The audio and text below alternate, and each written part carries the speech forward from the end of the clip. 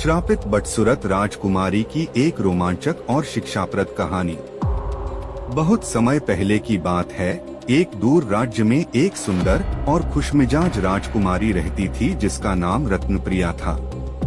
उसकी सुंदरता और बुद्धिमानी की दूर दूर तक चर्चा थी, लेकिन उसकी एक आदत थी जो उसे परेशानी में डालने वाली थी। उसे अपनी सुंदरता पर बहुत गर्व था। वह हमेशा दूसरों की सुंदरता को तुच्छ समझती और उनका मजाक उड़ाती थी। एक दिन एक बूढ़ी महिला राजमहल में आई और उसने राजकुमारी से पानी मांगा।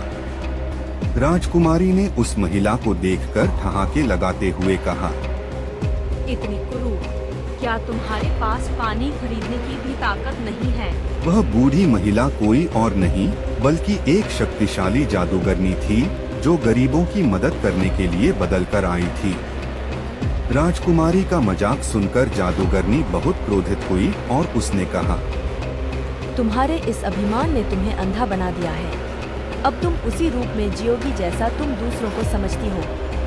इतना कहते ही जादूगरनी ने राजकुमारी को श्राप दे दिया। राजकुमारी की सुंदरता एक पल में गायब हो गई और वह एक बदसूरत कुरूप स्त्री बन गई।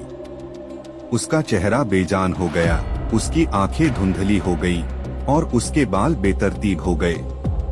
अब वह खुद को पहचान भी नहीं पा रही थी। राजकुमारी ने रोते हुए जादूगरनी से माफी मांगी और कहा, मुझे माफ कर दीजिए, मैं अपनी गलती मानती हूँ। मैंने अभिमान में आकर आपकी अवहेलना की। जादूगरनी ने कहा, इस श्राप से छुटकारा पाना आसान नहीं होगा, लेकिन एक तरीका है। जब तक तुम अपने हृदय में दूसरों के लिए सच्चा प्रेम और सम्मान नहीं लाओगी और अपने कार्यों से यह सिद्ध नहीं करोगी, तब तक तुम्हारी सुंदरता वापस नहीं आएगी। राजकुमारी ने ठान लिया कि वह अपने अभिमान को छोड़कर लोगों की मदद करेगी और सच्चे दिल से सबका सम्मान करेगी। अगले दिन से ही उसने राजमहल छोड़ दिया और गांव में रहने लगी। वह गरीबों की सेवा करने लगी, बीमारों की देखभाल की और जरूरतमंदों की मदद की। धीरे धीरे उसके व्यवहार में परिवर्तन आने लगा और लोग उसकी दयालुता की प्रशंसा करने लगे। कई महीनों के बाद जब उसने पूरी तरह से अपने अभिमान को त्याग दिया और सभी से प्रेम और करुणा से पेश आने लगी, तो जादूगरनी फिर से उसके सामने प्रकट हुई।